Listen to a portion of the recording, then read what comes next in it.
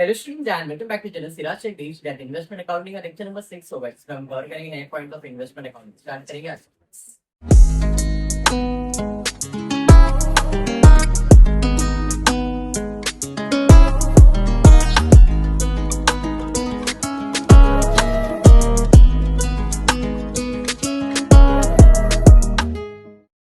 देखते हैं आज की क्लास में क्या पढ़ने में।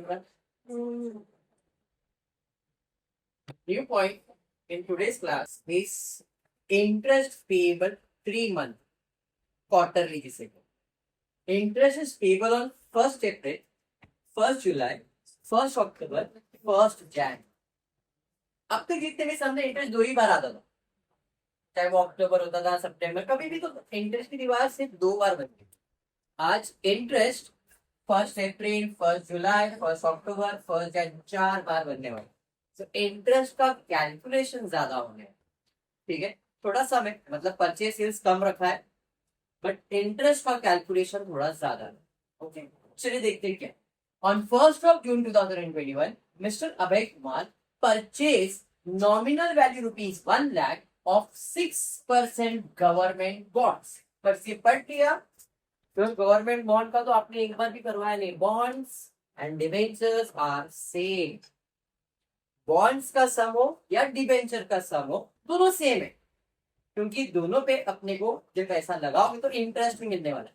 गवर्नमेंट कंपनीज में, गवर्नमेंट बॉन्ड में पैसा लगाओगे तो भी इंटरेस्ट, डिबेंचर में पैसा लगाओगे तो भी। समझ में आया? तो ये इंटरेस्ट वाला ही सम है। इंटरेस्ट मतलब कुछ भी होने दो, इंटरेस्ट आ गया मतलब नॉर्मल जैसा करते वैसे। ईयर एंड क्या है? मार्च।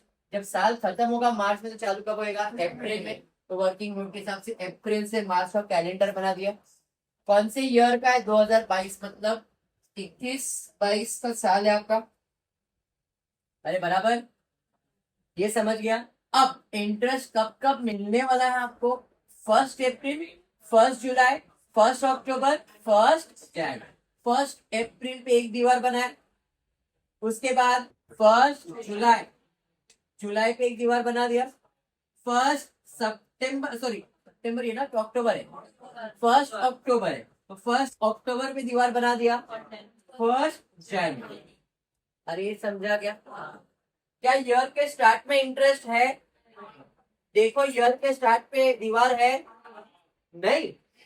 अंजी देख, फर्स्ट बेंच पे बैठ के बोलती है नहीं है। जब ईयर के स्टार्ट में है तो ईयर के एंड में भी आ जाएगा। अरे हाँ, इतना क्लियर हो गया। पहला पॉइंट सबको क्लियर है। इसे कहते हैं क्वार्टरली इंटरेस्ट। क्वार्टरली मतलब हर 3 महीने। देखो 3 मंथ्स, 3 मंथ्स, 3 मंथ्स एंड, समझा लॉजिक? क्लियर है सबको? 3 कॉलम बनाते हैं, nominal value, interest, cost. Okay, अब जैसा जैसा क्वेश्चन बोला वैसे वैसे प्लॉटिंग करते हैं। 1st जून को अभय ने परचेज किया है जिसका नॉमिनल वैल्यू 1 लाख रुपए है, लेकिन खरीदा कितने में है? 91 कम इंटरेस्ट। एक का फेस वैल्यू 100। तो इससे ये पता चल रहा है rising star, nominal value ₹1 lakh. ₹1 lakh मतलब कितने शेयर? 1000 शेयर। कौन से तारीख को? 1st जून। तो भाई 1st जून को हमने सर्कल किया। जून के ऊपर छोटा सा लाइन, इतना बड़ा लाइन बनाने की जरूरत नहीं, छोटा सा लाइन, क्योंकि फिर बाद में आप कंफ्यूज होते इंटरेस्ट किधर देने गए। इसे स्मॉल मार्किंग किया जून के ऊपर ही, क्योंकि 1st है। इधर लिखा मैंने परचेज 1000 डिवेंचर्स या गवर्नमेंट बॉन्ड, जिसका एक का वैल्यू 100 है, तो 1000 इंटू 100 हो गया 1 लाख नॉमिनल वैल्यू। बट खरीदा कितने में? 91 में। तो यहाँ पे आएगा 1000 इंटू 91 विच इज 91,000। कौन सा वैल्यू? कम इंटरेस्ट। यहाँ तक क्लियर? वेरी। अभी उसके बाद आगे क्या दिया है? इंटरेस्ट पेबल तो दिया था 1st नवंबर को ₹20,000 बॉन्ड। देखो स्टूडेंट कंफ्यूज इसी में होने वाले। कुछ स्टूडेंट्स क्या करते हैं यहाँ पे, जो गलती वो बता रहा है, ये जो रुपीज है ना वो ध्यान ही नहीं देते, ये रुपीज पे ध्यान ही नहीं देंगे। कुछ खुशहाली लोग क्या करेंगे? खुशहाली इधर देख, इधर लिखेंगे 1 लाख इंटू 100। हम भी यही करने वाले थे सर, अगर आप नहीं बोलते तो। रुपीस 20,000 है तो हम सर 20,000 इंटू 100 करते sir.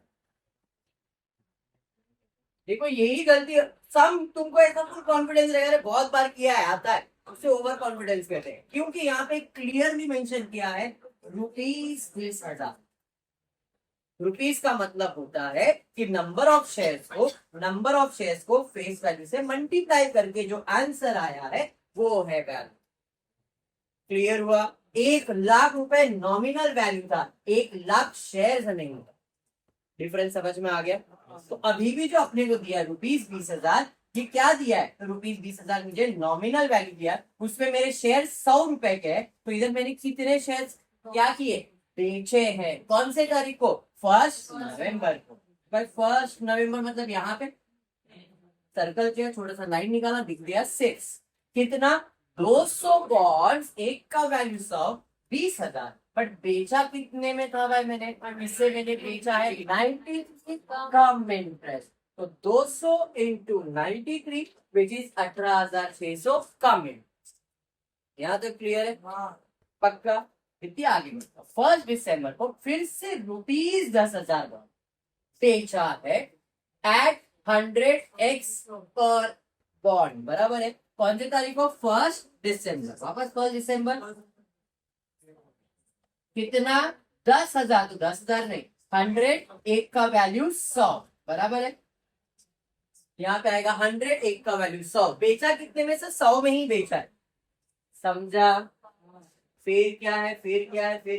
On 31 March market price of government bond was 80। Interest कितना परसेंट है? 6। और कुछ है क्या? अब मुझे बताओ 31 मार्च को आपके पास बैलेंस कितना? तो अगर इस साल बात करो, मेरा 1,000 ही था, 1,000 में से 300 बेच दिया, मतलब 700, एक का वैल्यू 100, अरे बराबर है। तो 700 इंटू 100 करूंगा, इसका वैल्यू आना चाहिए 70,000, बट मार्केट प्राइस 80 दिया हुआ है, तो 700 इंटू 80 56,000। ये मार्केट प्राइस लिखा है और ये मेरा बैलेंस लिखा है, दोनों का फर्क तो मालूम ही है ना? Very good. अब इसका कॉस्ट फाइंड करना है। अब कॉस्ट फाइंड करने के लिए सबसे पहला मुझे क्या फाइंड करना पड़ेगा? इंटरेस्ट। और इंटरेस्ट के लिए क्या करने का? जो भी तारीख है उस तारीख पर खड़े हो जाओ और ऊपर देखो कितने मंथ्स आपको दिखते।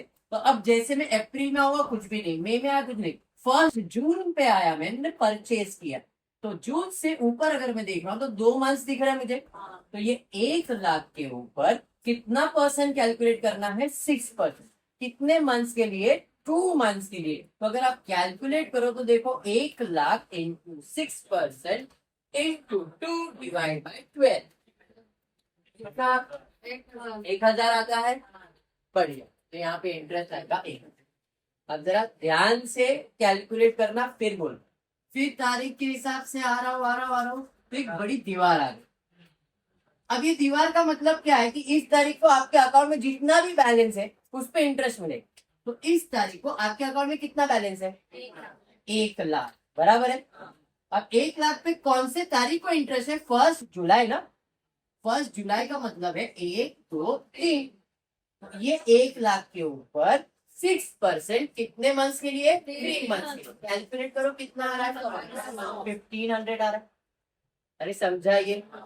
चलिए फिर आगे बढ़ रहा हूँ, फिर ये दीवार आ रही है। अब ये दीवार का मतलब इस तारीख को भी जितना बैलेंस रहेगा उस पर इंटरेस्ट मिलेगा। तो मुझे बताओ इस तारीख को कितना बैलेंस है अकाउंट में? 1,00,000 है सर, तो इधर भी बैलेंस 1,00,000 है। अब ये भी 1 अक्टूबर को मिलने वाला है, मतलब 1, 2, 3 और ऊपर नहीं जाएगा। अरे समझा? 1,00,000 के ऊपर सेम 1,500 ही ब्याज मिलेगा। अरे समझा ये? Very good. फिर फीस नवंबर पे आए, 1 नवंबर को सेल हो गया, कितने का? 20,000। Interest is always calculated on nominal value, ये ध्यान रखो। तो 20,000 के ऊपर कितना मंथ्स? 20,000 के ऊपर 6% कितने मंथ्स के लिए? 1 मंथ के। कैलकुलेट करो 100 रुपए, यहाँ पे आएगा 100। अरे ये समझा क्या? पक्का? नेक्स्ट अविनाश, उसके बाद दिसंबर पे आ, दिसंबर के ऊपर 1 और 2, तो 10,000 के ऊपर कैलकुलेट करोगे 6% 2 मंथ्स के लिए कितना आ रहा है 100। फिर आगे बढ़ो तो वापस बड़ी वाली दीवार आ गई। अब इस दीवार में अकाउंट में कितना बैलेंस है बताओ। यहाँ तक 1 लाख था, 1 लाख में से मैंने 30,000 बेच दिया, कितना बचा 70,000 के ऊपर इस तारीख को इंटरेस्ट मिलेगा। मेरे को कॉपीराइट आ जाएगा, उठा तो किसका बज रहा है।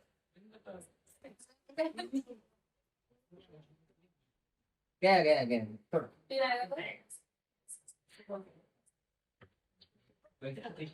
इधर कितना बैलेंस है बताओ, छोड़ो। 70,000 के ऊपर 6% कैलकुलेट करो फॉर 3 मंथ्स 1050। दिसंबर हो गया, फिर जनवरी फरवरी मार्च, मतलब सीधा मार्च में बैलेंस ही आ रहा है। अब 70,000 पे 3 मंथ्स का 1050 ही आएगा। यहाँ तक समझ में आया कैलकुलेशन सबको। अभी भी इसका कॉस्ट मिसिंग है, बराबर। अब कॉस्ट के लिए तो टेबल बनाते हैं नॉमिनल वैल्यू और कॉस्ट। नॉमिनल वैल्यू में पहले मेरे पास कितना था 1,00,000, उसका कॉस्ट कितना था 91,000 कम इंटरेस्ट। कम इंटरेस्ट का मतलब है कि इसमें से इंटरेस्ट को कम करो। कितना इंटरेस्ट आया था 1,000, तो उसमें से कम करूंगा तो वो एक्स वैल्यू बन जाएगा। अरे समझा। फिर सीधा सेल्स। तो सेल्स है तो हम लोग क्या करेंगे, 1,00,000 का कॉस्ट 90,000 है, तो कितने का सेल्स करना है 20,000, तो इसका कॉस्ट कितना, ये सेलिंग प्राइस है और मैं इधर क्या फाइंड कर रहा हूँ उसका कॉस्ट। तो अगर 1,00,000 का वैल्यू 90,000 तो 20,000 का वैल्यू कितना 18,000 आ जाएगा, सीधा 90% कॉस्ट। अरे बराबर है 18,000।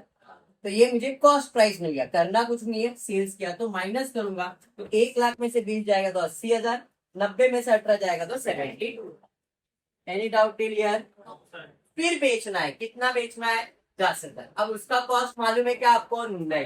तो 80,000 का कॉस्ट 72,000 है, तो 10,000 का कॉस्ट कितना 9,000। अरे बराबर। फिर बैलेंस आया 70 और उसका कॉस्ट आ गया आपको 60। अंडरस्टूड। अब ये 63,000 कॉस्ट प्राइस और 56,000 मार्केट प्राइस, दोनों में कम कौन सा है, दोनों में कम कौन सा है 56। तो यहाँ पे कौन सा वैल्यू आएगा 56। Cost price market price whichever is lower. अरे समझा ये, cost price market price whichever is lower. Market price 56 है, कॉस्ट प्राइस 63 है, दोनों में जो सबसे कम रहेगा वो उसका कॉस्ट प्राइस। ये था आपका वर्किंग जिसको 0 मार्क्स है। फिर बोले इस वर्किंग को कोई भी मार्क्स नहीं, लेकिन अगर आपका ये वर्किंग खत्म होता है तो आंसर लिखने में कितना टाइम लगता है ये आपको मालूम, बराबर है। टीचर्स डायरेक्टली आपको इंटरेस्ट एक्सप्लेन कर देंगे, कॉलेज के अंदर बोलेंगे ऐसे ही बनाओ, ये सब का कोई जरूरत नहीं है। फिर उधर आपसे अगर मिस्टेक होता है तो पूरा सम रॉन्ग हो जाता है, क्योंकि एक के पीछे आप मिस्टेक करते जाओ, सबका इंटरेस्ट रॉन्ग आते जाए। क्लियर। इसलिए ये वर्किंग बना दिया है, आपको प्रॉब्लम नहीं है। अब इन्वेस्टमेंट अकाउंट बना देगा, सॉरी प्रॉफिट एंड लॉस बाकी था ना अपना। जब भी आप सेल्स करते हो, जब भी आप सेल्स करोगे तो अपने फाइंड करना पड़ेगा ये सेल्स करके मुझे फायदा हुआ या नुकसान। अब वो कैसे मालूम पड़ेगा, तो जरा ध्यान देना, क्योंकि आज के सेल में कम इंटरेस्ट भी, परचेज में तो आता ही था, सेल्स में भी आता। जो मैंने ये 20,000 का सेल्स किया था उसका कॉस्ट प्राइस कितना था 18,000, और मैंने बेचा कितने में 18,600। कम इंटरेस्ट मतलब इसमें से इंटरेस्ट क्या करना पड़ेगा कम। तो अब कॉस्ट प्राइस था 18,000, सेलिंग प्राइस था 100 रुपया कम 18,500। हमेशा याद रखना, कम इंटरेस्ट आया तो इंटरेस्ट को कम करना ही पड़ेगा, चाहे वो परचेज हो चाहे वो सेल्स। समझाइए। तो अब इधर प्रॉफिट हुआ कि नुकसान, 18,000 का सामान 18,500 में बेचा, मतलब प्रॉफिट 500 रुपए का। सिमिलरली एक 10,000 का जो अपन ने सेल्स किया था उसका कॉस्ट कितना था, बेचा कितने में, तो भाई कॉस्ट प्राइस था 9, बेचा 10 में, इधर भी मुझे क्या हो गया प्रॉफिट। कितने का प्रॉफिट हुआ 1,000 रुपए का। अरे समझाइए। अब बना रहा हूं इन्वेस्टमेंट अकाउंट। कौन सा investment, government what in the books of Abhay Kumar 6% government bond account debit side and credit. Purchase करोगे तो इन्वेस्टमेंट आएगा, सेल्स करोगे तो इन्वेस्टमेंट आएगा। बेसिक सा रूल है, परचेज करने में इन्वेस्टमेंट आएगा और क्या जाएगा, पैसा। नॉर्मल जर्नल एंट्री भी तुम अगर कोई तुमको बोलता है जर्नल एंट्री पास करो, आपके सिलेबस में नहीं, बट कोई बोलता है भाई इन्वेस्टमेंट खरीदो तो एंट्री क्या है, एंट्री क्या है तो इन्वेस्टमेंट अकाउंट डेबिट, यही लिखते ना हम लोग। परचेज किया टू कैश और बैंक अकाउंट, ये हमारा जर्नल एंट्री है, बराबर है। तो अपन ने इन्वेस्टमेंट अकाउंट बनाया तो इन्वेस्टमेंट अकाउंट में डेबिट में क्या लिखूंगा, टू कैश और अगर इन्वेस्टमेंट बेचते हो तो इन्वेस्टमेंट जाता है तो टू इन्वेस्टमेंट अकाउंट, बदले में क्या आता है, पैसा। मैंने कौन सा अकाउंट बनाया, इन्वेस्टमेंट, तो क्रेडिट साइड पे लिखना है बाय कैश। अरे समझ में आ गया, इसलिए यहाँ पे टू कैश और बैंक और बाय कैश और बैंक ही लिखते, बाकी कुछ भी लिखते नहीं। अंडरस्टूड। तारीख के हिसाब से जाएंगे, अप्रैल में कुछ नहीं किया, मई में कुछ नहीं किया, जून में परचेज किया, परचेज किया तो इन्वेस्टमेंट आएगा, इन्वेस्टमेंट आएगा तो इन्वेस्टमेंट अकाउंट में डेबिट में क्या लिखोगे, टू कैश और बैंक अकाउंट। कितने का इन्वेस्टमेंट परचेज किया भाई, 1,00,000 रुपए का इन्वेस्टमेंट परचेज किया। इंटरेस्ट कितना, 1,000। 91,000 लिखने का क्या नहीं, कम इंटरेस्ट है तो इंटरेस्ट कम करो, कितना 1,000 तो आएगा 9। अरे ये समझा क्या मंगू, आगे बढ़ते मंगू। उसके बाद ना दीवार आ गया और दीवार में हमको मिल रहा है इंटरेस्ट। अब मुझे बताओ नॉर्मल इसकी जर्नल एंट्री क्या है, आपने पैसा लगाया तो आपको ब्याज मिलेगा, जब ब्याज मिलेगा मतलब ब्याज में पैसा ही मिलेगा, तो इसकी जर्नल एंट्री क्या है बताओ, cash on bank account debit to investment, interest on investment ना। अरे हाँ, मैंने इन्वेस्टमेंट अकाउंट बनाया है तो इन्वेस्टमेंट अकाउंट क्या आएगा, क्रेडिट। क्रेडिट में क्या लिखोगे, बाय कैश और, इसलिए हमेशा इंटरेस्ट क्या होता है, क्रेडिट। तो क्रेडिट साइड पे बाय कैश और बैंक, इंटरेस्ट के कॉलम में कितना लिखोगे, 105, 1500 ना, 1500। क्लियर है, अरे समझा। फिर सर फिर से बैलेंस इंटरेस्ट है, मतलब वापस से सेम तारीख लिख दूंगा 1 अक्टूबर, बाय कैश और बैंक कितना, 1500। क्लियर, अरे समझा। नेक्स्ट सेल्स किया तो इन्वेस्टमेंट जाएगा, इसको बाय कर देते, बाय कैश और बैंक। कितने का इन्वेस्टमेंट बेचा आपने बताओ जरा, तो नॉमिनल वैल्यू 20,000, इंटरेस्ट कितना उसके ऊपर, 100। सर कम इंटरेस्ट है तो कम इंटरेस्ट करके लिख दो। प्रॉफिट हुआ कि लॉस हुआ, सर इससे मुझे हुआ।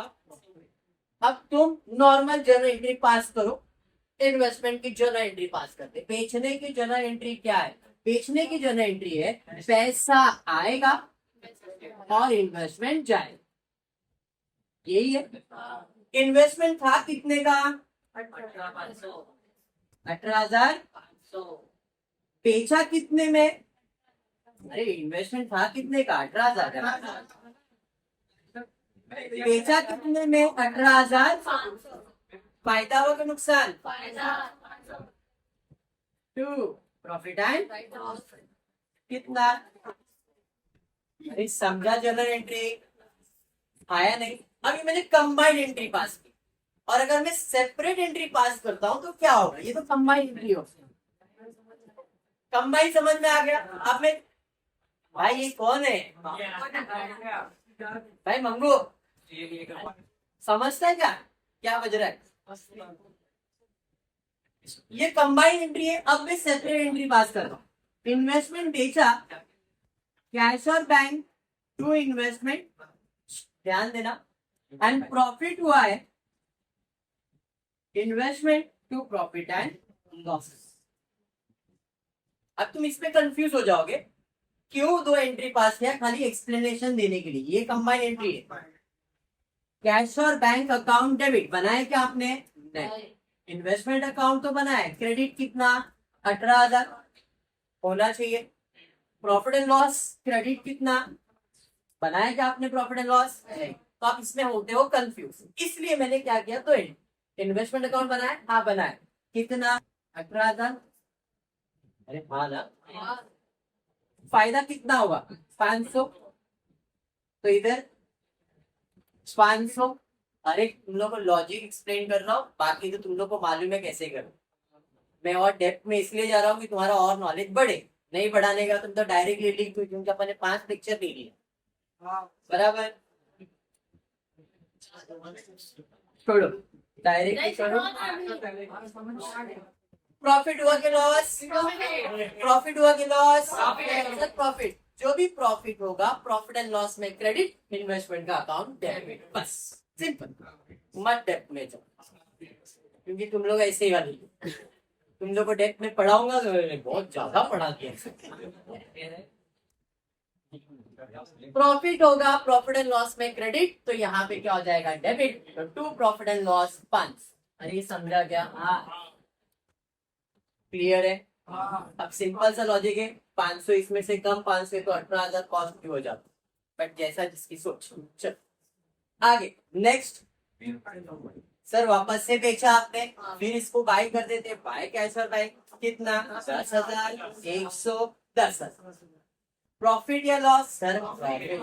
जो भी प्रॉफिट हुआ, जो भी प्रॉफिट होगा प्रॉफिट एंड लॉस अकाउंट में क्रेडिट होगा, अकाउंट डेबिट हो जाएगा। टू प्रॉफिट एंड लॉस कितना? अरे समझाइए। फिर बैलेंस आ गया। बैलेंस का मतलब पैसा आएगा और इन्वेस्टमेंट अकाउंट क्रेडिट, तो बाय कैश और बैंक इंटरेस्ट के कॉलम में 1000। अब क्या है? बैलेंस। डायरेक्टली बैलेंस है। देखो इन्वेस्टमेंट असेट होता है, असेट का बैलेंस डेबिट होता है।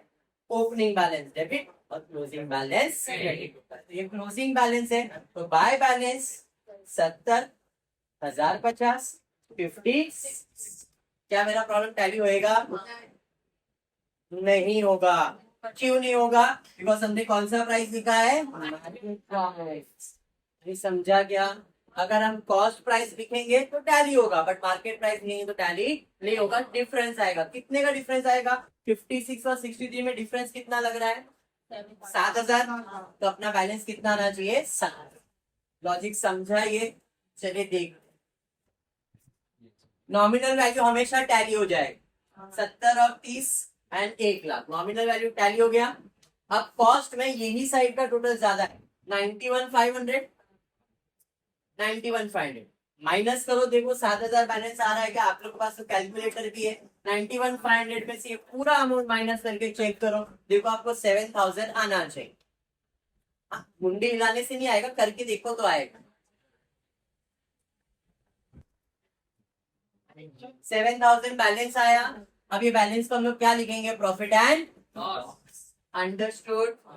अब जीवेश इंटरेस्ट का कॉलम क्लोज होगा। इंटरेस्ट का टोटल लिया 5,300, सेम लिखा, उसमें से 1000 माइनस किया, 4,300 कहाँ जाएगा? Profit and. ये था आपका इन्वेस्टमेंट अकाउंट इन बॉन्ड्स, चाहे वो कोई भी टाइप का बॉन्ड हो जिसपे इंटरेस्ट में। इसके पहले जो 5 देखते थे सब में डिवेंचर्स 12% ही था, सब 90% सब 12% था। आज जो परसेंटेज आया वो 6% है एंड क्वार्टरली इंटरेस्ट। क्योंकि इसके बाद के शायद 2 या 3 लेक्चर्स और है ना, उसमें शेयर्स के सम करने हैं, इसलिए बोल रहा हूँ बॉन्ड्स या डिवेंचर्स में सम ऐसे ही करते। पक्का क्लियर है सब? सबको अच्छे से कर सकते हो। फिर आज की क्लास इतना ही रखता हूँ। वीडियो पसंद आए तो प्लीज वीडियो को लाइक कर देना फ्रेंड, और शेयर करना, चैनल को सब्सक्राइब करना। Thank you for watching.